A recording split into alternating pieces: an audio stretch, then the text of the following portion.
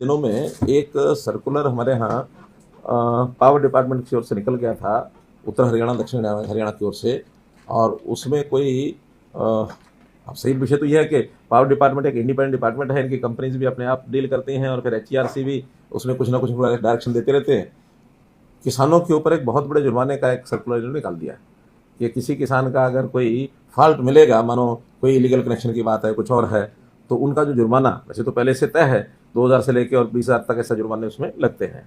अलग अलग प्रकार के उसमें फॉल्ट रहते हैं, लेकिन इन्होंने उस 2000 से 20,000 के जुर्माने हैं वो 6 लाख तक भी उसकी लिमिट बना दी। अब वो 6 लाख कोई सुन करके ऐसी हालत खराब हो जाएगी।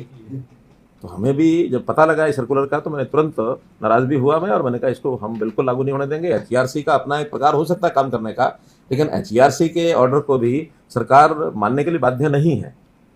और विशेष तौर पर किसानों के लिए, क्योंकि किसानों की पावर की सब्सिडी ये सारी सरकार देती है। एक प्रकार से देखा जाए तो अगर वो कोई कनेक्शन मान लो इलीगल लग भी गया, मीटर नहीं भी लगा, तो उसका पैसा तो सरकार दे चुकी है। उसमें से अगर कोई लॉस होता है तो इतना ही होता है कि कोई एक 10 पैसे का पर यूनिट का जो बिल आना होता है वही नहीं आता है।